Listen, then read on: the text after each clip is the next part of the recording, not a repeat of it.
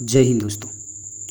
इसरो ने चंद्र, मंगल और सूर्य इन तीनों ग्रहों को जानने के लिए अलग अलग समय पर सफल मिशन लॉन्च किए हैं। लेकिन चांद, मंगल और सूर्य के बाद अब इसरो की नज़र शुक्र ग्रह की ओर है। चंद्रयान 3 और आदित्य L1 की सफलता के बाद इसरो के अध्यक्ष एस सोमनाथन ने यह घोषणा की है कि भारत जल्द ही अपना मिशन शुक्र के बारे में संशोधन करने के लिए भेजेगा। दोस्तों, यह मिशन भी आदित्य L1 की तरह एक ऑर्बिटर मिशन ही होगा, क्योंकि दोस्तों शुक्र सूर्य से काफ़ी नज़दीक है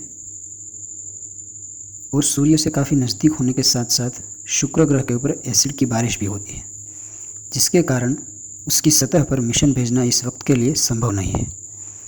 तो यह मिशन भी आदित्य L1 की तरह एक ऑर्बिटर मिशन के तौर पर ही भेजा जाएगा, ऐसा इसरो चीफ एस सोमनाथन का कहना है।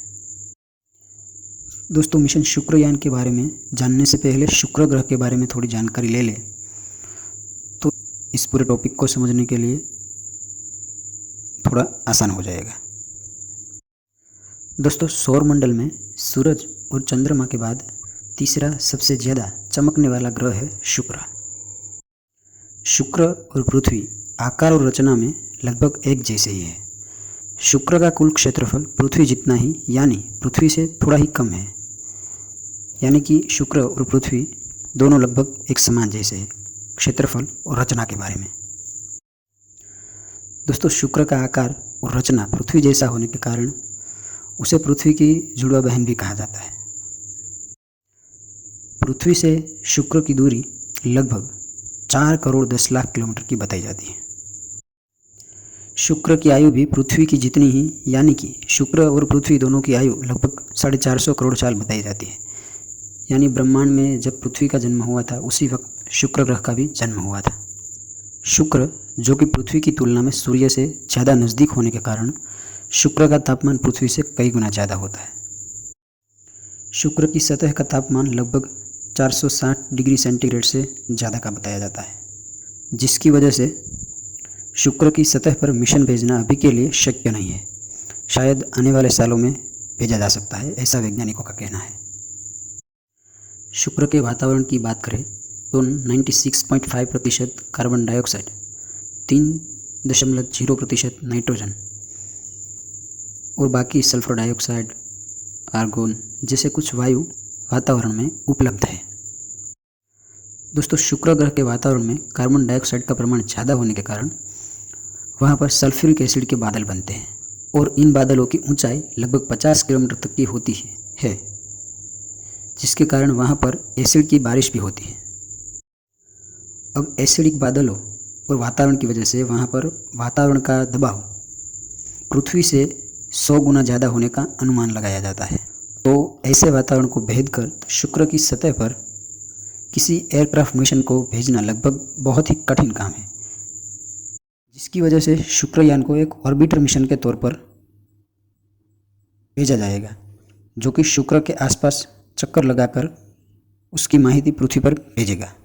इसरो का कहना है कि इस शुक्रयान के जरिए मुख्यत्वे ज्वालामुखी से जुड़ी बाबतें और शुक्र के अंदर क्या है जिसका पता करने की कोशिश की जाएगी। अब शुक्र के बारे में जानने के लिए वैज्ञानिक इतने उत्सुक क्यों है, ये सवाल शायद आपके मन में होता होगा।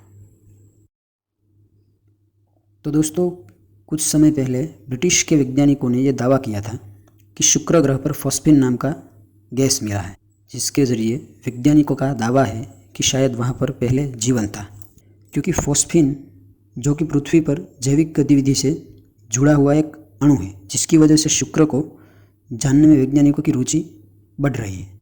और शुक्र पर इस वक्त फॉस्फीन मिलना वैज्ञानिकों के लिए एक अचंभे की तरह है, जिसके कारण शुक्र के बारे में जानने के लिए वैज्ञानिक उत्सुक है।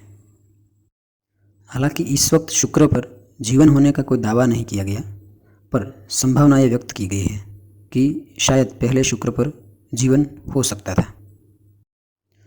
वैज्ञानिक और इसरो का मानना है कि इस मिशन के जरिए सौरमंडल की उत्पत्ति के बारे में पता लगाया जा सकता है। साथ ही में ये भी कहा जाता है कि अगर शुक्र ग्रह पर पहले जीवन था और शायद बाद में जलवायु परिवर्तन के कारण शुक्र इस वक्त वीरान हो चुका है। तो क्या आगे पृथ्वी भी इस तरह से जलवायु परिवर्तन के कारण वीरान हो सकती है? ये सब अभ्यास करने में ये जो मिशन शुक्रयान है उसके ज़रिए बहुत ही मदद मिलेगी, ऐसा दावा वैज्ञानिकों ने किया है।